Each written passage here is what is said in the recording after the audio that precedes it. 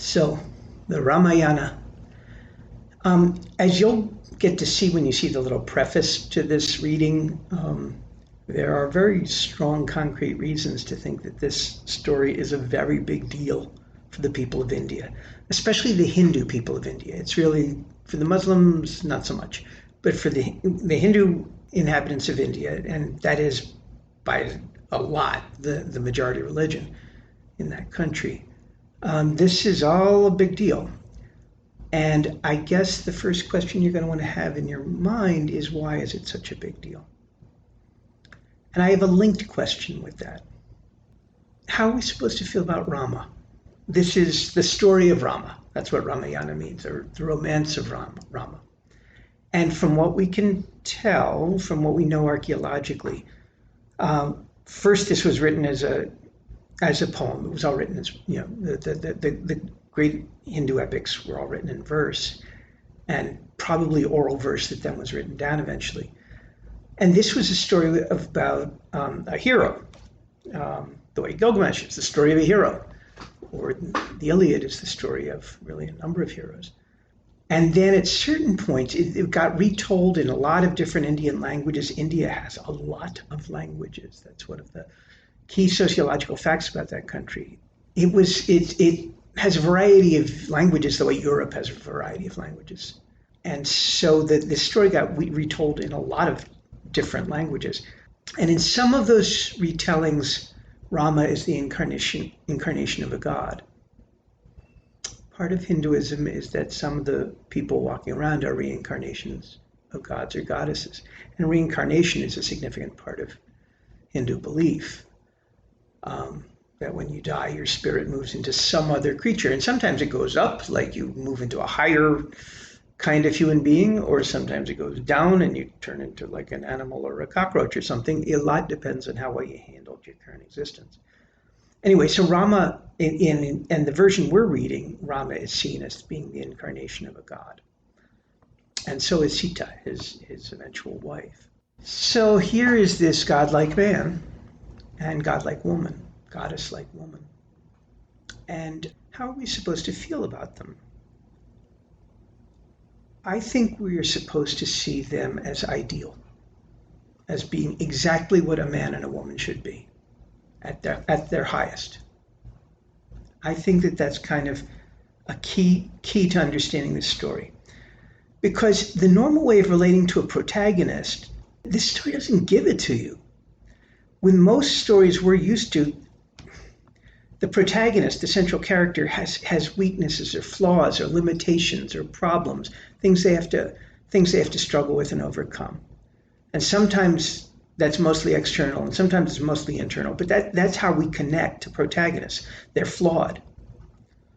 Rama isn't flawed, and Sita isn't flawed, and that can be an emotional barrier for us, because we are very invested in stories which take somebody who's got limitations, and often the character arc is to get them beyond their limitations. And you even saw that in Gilgamesh. Gilgamesh becomes less egocentric in the course of that story. At the beginning, he's all about himself. At the end, that's not so true because of sorrows and loss. The Ramayana puts Rama through things. And eventually, in the parts of it that we're not going to read, because we're not going to read the whole thing, Sita is put through a lot. But mainly, we get to see how admirably they handle whatever is thrown at them. And if that sounds a little distancing, then yeah, I'm sorry. That makes it a little less fun for us. But I think it's a big deal for understanding the worldview of the culture which produced this story. Because, after all, what do they think a perfect man and a perfect woman would be like? What is this culture's notion of human perfection? It's not the same as the ancient Mesopotamians' treatment of their ideals, if Gilgamesh is an ideal. And one of the interesting ways to get to know a culture is by way of, what does it think a hero is?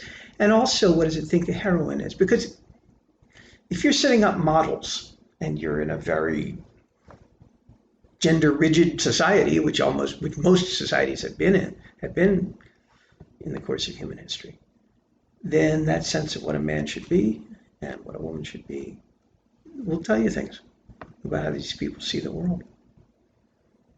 So I think that's why the Ramayana is worth reading for us, and also why it's a big deal for the people of India, because it holds up an ideal.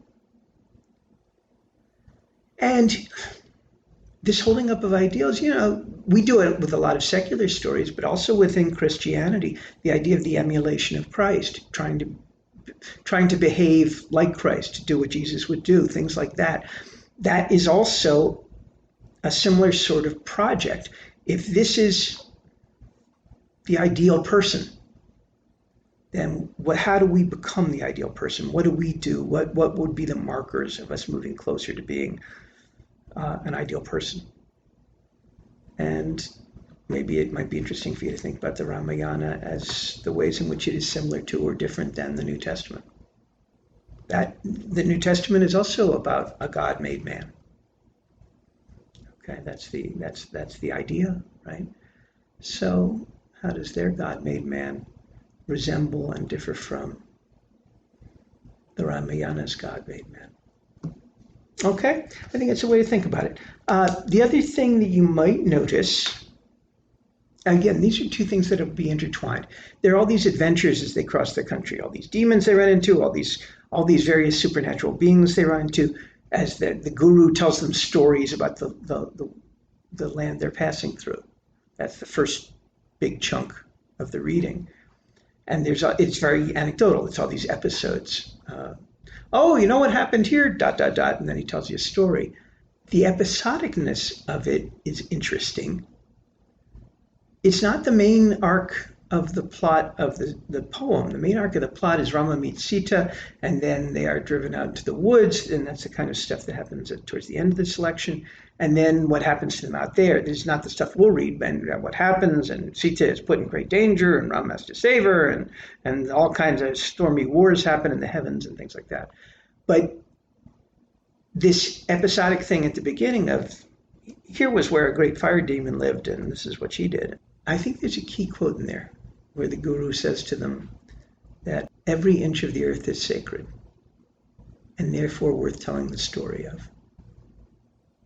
I think that's the attitude. And that's why we get these stories. Plus, the stories themselves are pretty wild. And I guess I would pay attention as I read them to the assumptions that this culture is making about the supernatural.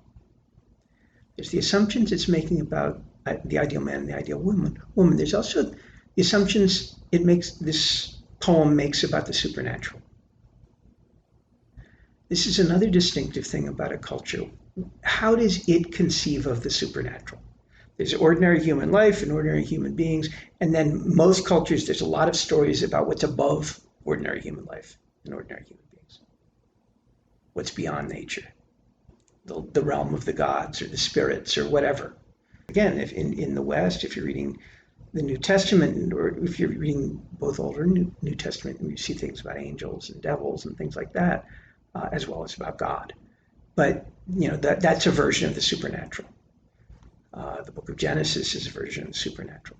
So is the Ramayana. And again, how does their vision of the supernatural compare and contrast with the version you're used to from your culture?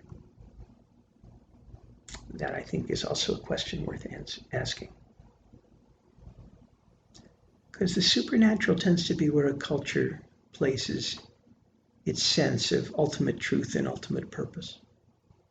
Maybe because that's also the seat of ultimate power.